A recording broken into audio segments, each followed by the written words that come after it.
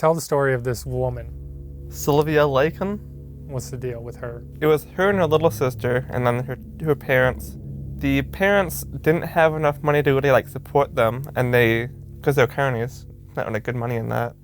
So they left them with this one old hag, this bitch named Gertrude. And she said, Gertrude's background though, you kind of need to know, is that she was married.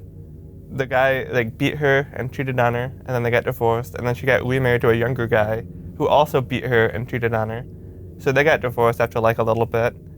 And then she got remarried to her first husband, same thing, got beat. No shock there. Yeah, and then she had 7 kids total with these 2 men. These carnies needed a place for their kids to stay, and then she told them that she already had 7 kids. And then she also had a newborn too, and that she would take those 2 kids in too. The carnies kids? Yeah. And the carnies were promised, or they said they would pay her $10, $20 a month or something. Which back then was cash. And whenever there was a missed payment, she would take it out on Sylvia. Duh. Yeah. Why? What about the other kid that was with her? The younger one didn't get abused because the older one, Sylvia, she was 16 and she was having boyfriends and all that. And Gertrude was jealous of this, being an old bitch who has been divorced 3 times. And she would smear the newborn baby's shit across her mouth and feed her old spoiled food. At one point they threw her in a bathtub full of boiling hot water and would rub salt on the wounds, and they engraved "I'm a prostitute" on her stomach. And then she would invite the other kids around the neighborhood over to beat her and make fun of her and just abuse her that way. And then eventually she ended up dying for malnutrition. At what age? 16, 17. So this was all within a year? Yeah. Let me see a picture of Gertrude. Yeah, here we go. That's her last name, and that's what she looks like. Oh, wait, I've seen that picture. She died in 1990, so yeah. And I think most of the people that were involved in it died. All of her kids were involved in the abuse too. They all took part in it? Yeah. So her 7 kids were all a part of her abuse. Gertrude Banisweski in Indiana. Damn, psychotic. Yeah, I missed a lot of details, but it's pretty bad. The one that freaks me out, though, of the similar vein, is the one from Japan. The Faruta? It's not Faruka. It's Faruto. Faruta? Something Faruta. like that. It's not. Okay. There's no K in the last name. I thought there was. Junko. It's Junko Faruto. Yeah. I was mixing the 2 names together. Okay. And the craziest thing is that when they came to the kid that did all that stuff to her, they were accusing him of a different crime, and then he admitted to that one. Yeah.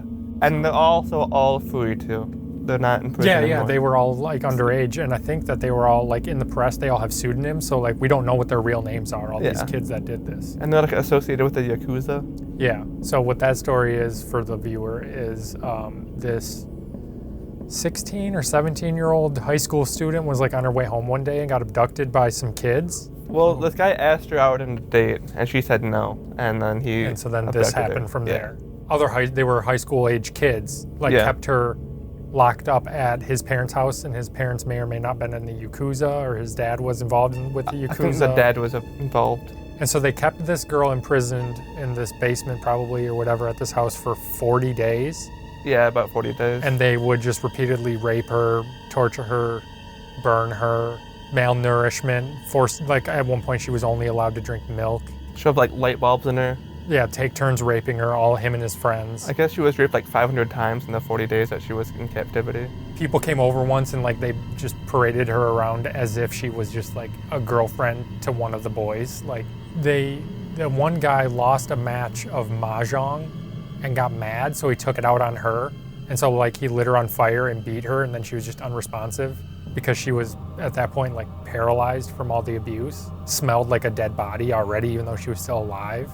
I think they put it in a steel drum and then filled it with concrete, yeah. And then, all those boys, I think they just got a talking to and went to juvie maybe. For a few years. And then, now they're all free and have their identities are anonymous.